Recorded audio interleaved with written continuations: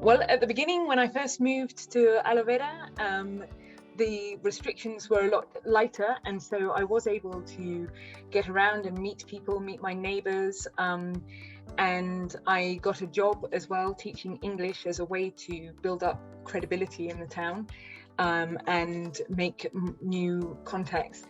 But it has been very difficult to be, every time you've been in contact with someone positive, then 10 days of isolation, living by myself.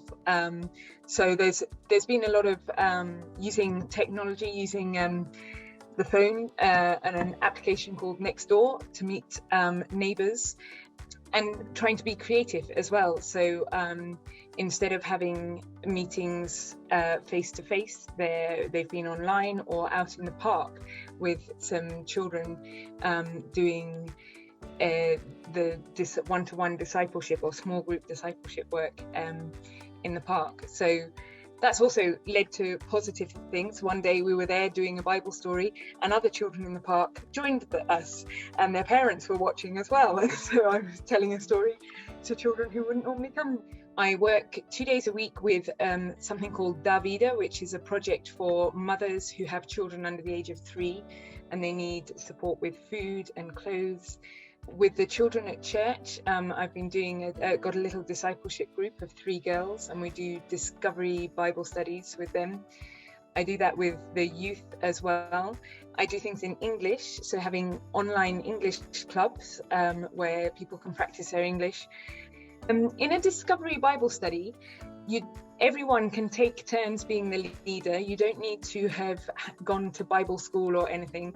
You just read the passage, and then you ask a few key questions like, what does this passage tell us about God? And everyone just says one thing that they can see that the passage says about God.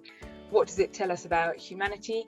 And what am I going to do in response to this? And that's the key part, to be doers of the word and not just hearers of it or consumers of it.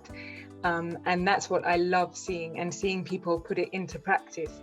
One of the teenagers, when we were doing the Wise and Foolish Builders, he just said, I am the foolish builder. I know the word of God, but I'm not putting it into practice in my life. So I didn't have to tell him that. God showed him that through his word.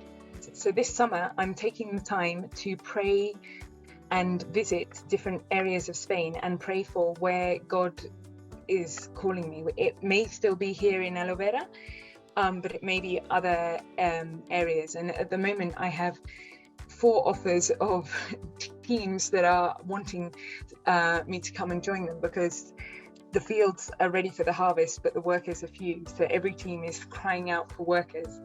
So it could mean moving town, but a lot of it would be more training in inner healing and in prayer ministry with people. So if you would like to join me in praying that God would clearly guide me this summer as to what the next step is, that would be wonderful.